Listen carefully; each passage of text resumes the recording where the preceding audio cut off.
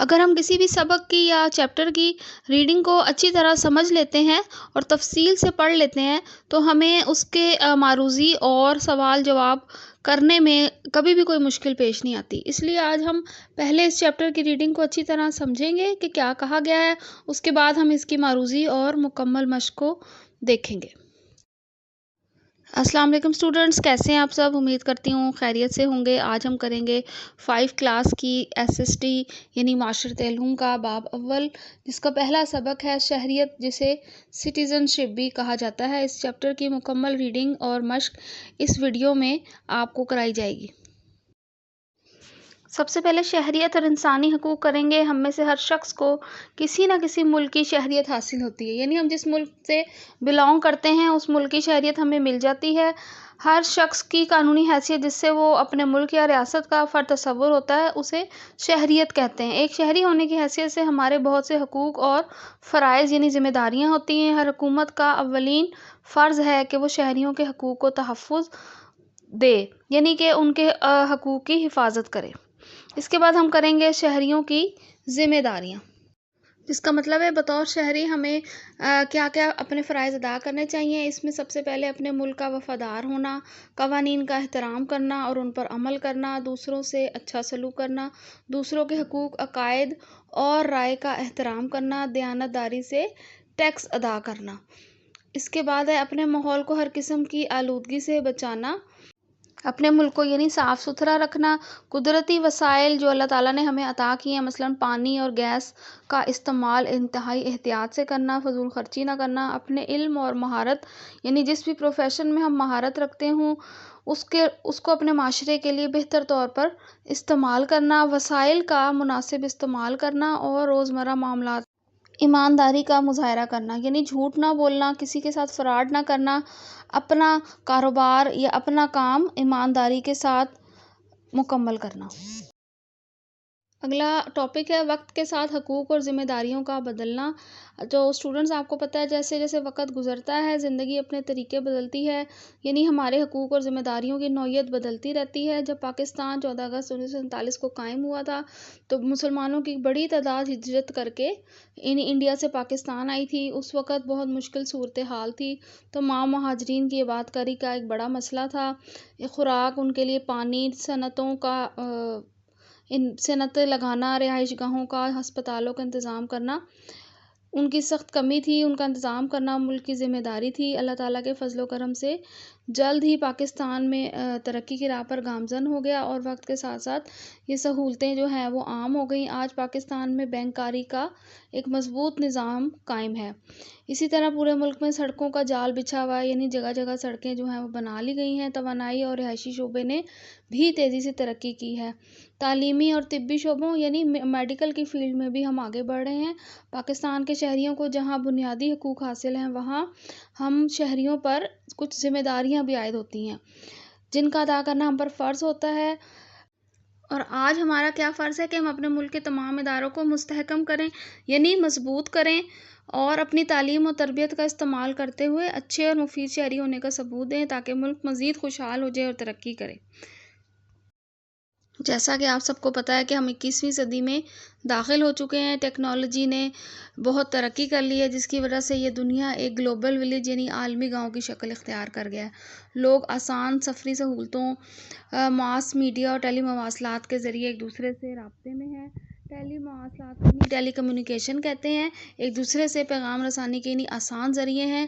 اب ایک ہی ہم سب مل کر معاشرہ بن چکے ہیں اور آج کے دور کا جو شہری ہے وہ ڈیجیٹل شہری کہلاتا ہے۔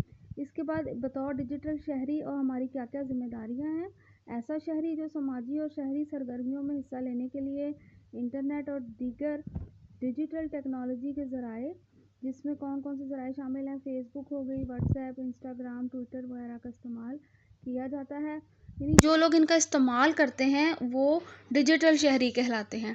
ڈیجیٹل شہری ہونے کی حیثیت سے ہماری ذمہ داری ہے کہ اپنی ذمہ داریوں کی حفاظت کے لیے اخلاقی اصولوں کا خاص خیال رکھیں اور معاشرتی قوانین کا احترام کریں۔ آئیے اس خاکے کی مدد سے ہم بطور ڈیجیٹل شہری اپنی ذمہ داریوں کے بارے میں جانتے ہیں، یعنی بطور ڈیجیٹل شہری ہماری کیا کیا ذمہ داریاں ہیں۔ تو سب سے پہلے ہم دیکھیں گے تمام نیٹ اور سائنس کے اصولوں اور قوانین کی پابندی کرنا، یعنی اس کی خلاف ورزی نہ کرنا، لوگوں کی ذاتی رائے کا اور معلومات کا احترام کرنا، بات چیت کرتے وقت مناسب الفاظ اور کا استعمال کرنا، بہترین زبان کا استعمال کرنا، کسی شخص کی ساکھ یعنی ریپوٹیشن کو اور کام کو نقصان پہنچانے سے گریز کرنا مطلب بچنا، تعصب اور غلط معلومات پھیلانے سے گریز کرنا، یعنی ان سے دور رہنا، بغیر اجازت لوگوں کی ذاتی معلومات یا ان کی تصاویر یا ان کے کام کے استعمال یا اشتراک سے گریز کرنا، دوسروں کے حقوق اور ان کی رائے کا یعنی ان کی اوپینین کا احترام کرنا۔ اس کے بعد اب ایک اور ہم بڑا اہم ٹاپک ڈسکس کریں گے کہ آن لائن ہونے کی صورت میں اختلاف رائے سے کیسے نپٹا جائے۔ تو اگر آن لائن ہوتے ہوئے اختلاف رائے سے نپٹنے کے چند اصول درج ذیل ہیں۔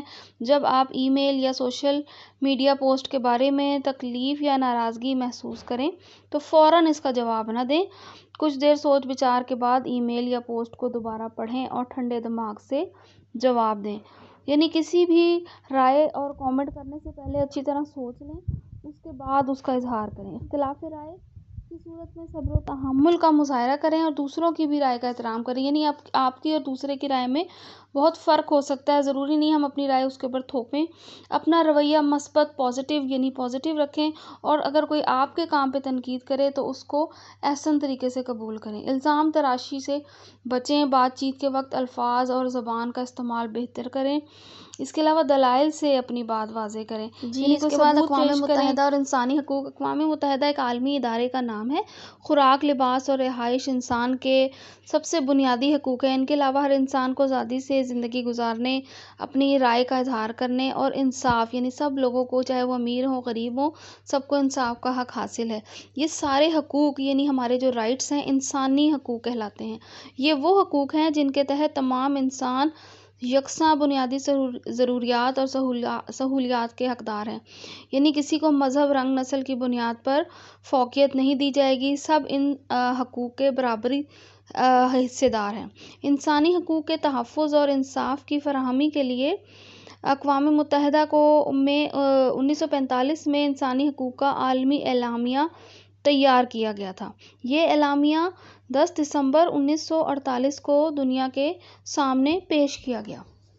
اب اس اعلامیے میں جو اہم امپورٹنٹ پوائنٹس تھے وہ کیا کیا تھے کہ تمام انسانوں کے لیے آزادی اور زندگی کا حق، تعلیم، صحت، مناسب خوراک، رہائش، لباس اور سماجی تحفظ کا حق، امتیازی سلوک اور غلامی سے آزادی کا حق، قانون کے مطابق ہر ایک کے ساتھ یکساں سلوک کرنے کا حق، یکساں مطلب ایک جیسا، آزادانہ کام کرنے اور جائیداد رکھنے کا حق، مذہب کی آزادی کا حق، اظہار رائے کی آزادی کا حق، یعنی ہر کوئی اپنی رائے دینے میں آزاد ہوگا، کسی پر کوئی پابندی نہیں لگائی جائے گی۔ یہ حقوق جن کا ہم نے اوپر ذکر کیا ہے سب کے لیے برابر ہوں گے۔ اللہ تعالیٰ کے نزدیک تمام انسان برابر ہیں، جیسا کہ آپ کو پہلے بتایا کہ کسی قوم کو رنگ، نسل، ثقافت یا مذہب، زبان کی بنیاد پر فرق نہیں کیا جائے گا۔ ہر انسان کو چاہیے کہ وہ انسانی حقوق کا احترام کرے، سب کی عزت کرے، ایک دوسرے کی رائے کا احترام کرے۔ خطبہ حجۃ الوداع کو دیکھ لیتے ہیں۔ دنیا اسلام میں خطبہ حجۃ الوداع کو بنیادی انسانی حقوق کا پہلا منشور قرار دیا جاتا ہے۔ یہ خطبہ 9 ذی الحجہ 10 ہجری 632 سن کو میدان عرفات میں پیش کیا گیا۔ یہ تاریخی خطبے میں حضرت محمد رسول اللہ خاتم النبیین صلی اللہ علیہ وآلہ آلہ واصحابہ وسلم نے فرمایا کہ اے لوگو، بے شک تمہارا رب بھی ایک ہے اور تمہارا باپ بھی ایک۔ آگاہ رہو، کسی عربی کو اجمی پر، کسی اجمی کو عربی پر، کسی سفید فام کو کسی سیاہ فام پر اور کسی سیاہ فام کو کسی سفید پر کوئی فضیلت حاصل نہیں، فضیلت کا معیار صرف تقویٰ ہے۔ اس کے بعد اگلا ٹاپک دیکھ لیتے ہیں جو کہ ہے آزادی اظہار رائے کی اہمیت، یعنی ہماری جو رائے ہے اس کو کتنی اہمیت حاصل ہے۔ انسانی حقوق کے مطابق ہر انسان کو اپنے خیالات کے اظہار کا حق حاصل ہے۔ 1948 کے اس عالمی اعلامیے کی دفعہ 19 میں کہا گیا ہے ہر ایک کو اپنی رائے اور اظہار رائے کی آزادی کا حق حاصل ہے۔ اس حق میں کسی مداخلت کے بغیر رائے قائم کرنے اور کسی بھی میڈیا کے ذریعے سے اور کسی بھی سرحد سے قطع نظر معلومات اور نظریات کو تلاش کرنے، حاصل کرنے اور فراہم کرنے کی آزادی شامل ہے۔ یہ اس دفعہ میں کہا گیا ہے۔ آزادی اظہار کے نظریے کو 19ویں صدی کے برطانوی مفکر جن کا نام ہے جان اسٹیورٹ مل نے اس طرح پیش کیا کہ معاشرتی ترقی کا واحد راستہ یہ ہے کہ انسانوں کو آزادانہ طور پر اپنے خیالات کے اظہار کرنے دیا جائے۔ اسٹوڈنٹس، اگلا ٹاپک ہوگا امن اور تنازع، یعنی آپس میں کانفلکٹ ہونا، آپس میں نظریے میں اختلاف ہونا۔ تو جب ہم سب مل کر ساتھ رہتے ہیں تو کبھی کبھار ایک دوسرے کی رائے سے ہمیں اختلاف بھی ہو جاتا ہے، ایک دوسرے کی رائے ہمیں پسند نہیں آتی۔ تو ان تنازعات سے بچنے کے لیے ہمیں کوشش کرنی چاہیے کہ ہم ان تنازعات کو اپنے دل میں جگہ نہ دیں، جو کہ بعد میں کئی مسائل کی وجہ بنتے ہیں اور امن جو ہے ان سے خراب ہوتا ہے۔ اس لیے ہمیں تنازعات کو ختم کر کے امن و امان سے رہنا چاہیے، چاہے وہ تنازعات یعنی وہ جھگڑے یا وہ وجوہات گھریلو سطح پر ہوں یا اسکول کی سطح پر۔ ان تنازعات کو حل کرنے کا کیا طریقہ ہے؟ کسی بھی مسئلے کو بات چیت اور مذاکرات کے ذریعے حل کریں، یعنی الزام تراشی نہ کریں، غلط زبان کا استعمال نہ کریں اور لڑائی جھگڑے سے گریز کریں، ٹھیک ہے؟ دوسروں کی بات کو بھی سنیں، ان کی رائے کا احترام کریں۔ یہ ضروری نہیں ہے کہ ہم جو بات کہہ رہے ہیں وہ ٹھیک ہے اور جو دوسرا اپنی رائے پیش کر رہا ہے وہ غلط ہی ہے، اس لیے ان کی بھی رائے کا احترام کیا جائے تاکہ ان تنازعات سے بچیں اور ایک دوسرے کے لیے دلوں میں میل نہ آئے۔ تو یہ بہترین حل ہے ان تنازعات سے بچنے کا۔ اب ہم طریقوں کی طرف آ چکے ہیں، امن اور ہم آہنگی کے فروغ کے طریقے، یعنی کہ ways to promote peace and harmony, کہ کن طریقوں سے ہم اپنے ارد گرد کے ماحول میں امن اور جو سکون ہے، ہم آہنگی ہے، مل جل کر رہنے کا طریقہ ہے، اس کو بڑھا چڑھا سکتے ہیں۔ امن اور ہم آہنگی سے معاشرے کے ہر فرد پر مثبت اثرات مرتب ہوتے ہیں، یعنی کہ دلوں میں میل نہیں آتا، نیگیٹو انرجی جو ہے وہ دور رہتی ہے اور لوگ بھی متحد رہتے ہیں، اکٹھے رہتے ہیں۔ لوگوں کو متحد رکھنے کے ساتھ ساتھ امن کسی بھی ملک میں خوشحالی اور ترقی کا باعث بھی بنتا ہے۔ امن اور ہم آہنگی پیدا کرنے کے لیے کچھ باتوں کا ہم سب کو خیال رکھنا ہوگا۔ دیکھیں، ہم سب ڈیجیٹل شہری ہیں تو ہمیں اپنے ملک میں ان باتوں کو کیسے اپنے اوپر لاگو کرنا ہوگا کہ دوسروں کے ساتھ ہمیشہ نرمی اور رحم دلی سے پیش آئیں، اختلاف کے باوجود ان کی رائے اور نظریات کا احترام کریں۔ یہ ہم پہلے بھی پڑھ چکے ہیں۔ غلطی کی صورت میں معذرت کر کے معاملہ حل کر لیں، یعنی اگر آپ غلط ہیں تو معذرت کر لیں۔ دوسروں کے حقوق غصب کرنے سے تعلقات میں خرابی پیدا ہوتی ہے، اس لیے ان کا خیال رکھیں۔ کوئی بھی معاملہ پیش آئے تو صبر و تحمل کے ساتھ اس کو ختم کرنے کا یا صلح کرنے کا راستہ اختیار کریں۔ لڑائی جھگڑے کو بڑھانے کی اپنی طرف سے بالکل کوشش نہ کریں۔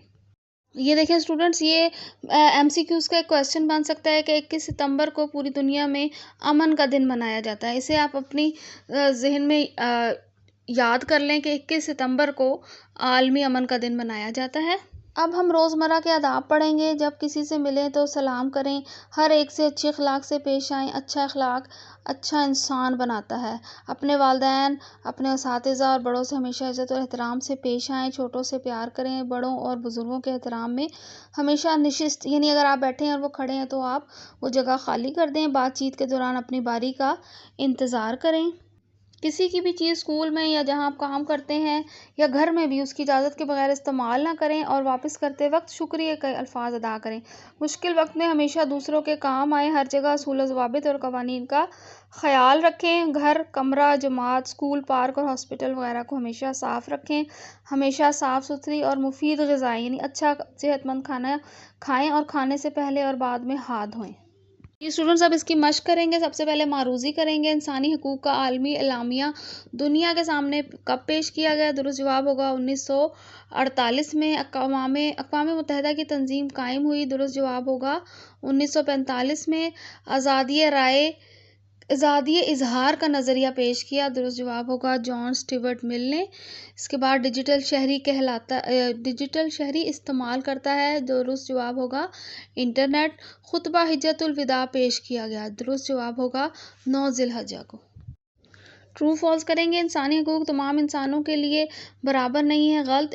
آزادی اظہار کے ذریعے ہم اپنے خیالات اور معلومات کو بول کر یا لکھ کر دوسروں تک پہنچا سکتے ہیں؟ درست۔ امن اور ہم آہنگی معاشرے کے ہر فرد پر منفی اثرات مرتب کرتی ہے؟ غلط۔ لوگوں کی ذاتی معلومات کا احترام کرنا شہری کی ذمہ داری میں شامل ہے؟ صحیح۔ دوسروں کے حقوق غصب کرنے سے اس کے بعد کالم الف کو کالم ب سے ملانا ہے۔ اپنے والدین اور اساتذہ سے ہمیشہ عزت و احترام سے پیش آئیں. ہر انسان کو اپنے خیالات کے اظہار کا حق حاصل ہے. مشکل وقت میں دوسروں کی مدد کریں اور بات چیت کے لیے ہمیشہ نرم اور شائستہ لہجہ استعمال کریں. اس کے بعد آ جاتا ہے اچھے شہری کی خصوصیات سے متعلق ذہنی خاکہ بنائیں. تو اچھا شہری اور اس کی کیا کیا ذمہ داریاں بنیں گی: دوسروں کی مدد کرنا، قوانین کی پابندی کرنا. اچھا شہری کیا کیا کچھ کرتا ہے، یعنی وہ ٹیکس دیتا ہے، ایمانداری سے کام کرتا ہے، صفائی کا خیال رکھتا ہے اور دوسروں کا ادب کرتا ہے. جی اسٹوڈنٹ سوال جواب کریں گے. شہریوں کی 2 ذمہ داریاں تحریر کریں: دوسروں کا ادب کرنا، ٹیکس ادا کرنا اور قوانین کی پابندی کرنا. اس کے بعد آ جاتے ہیں سوال کہ شہریت کی تعریف کریں.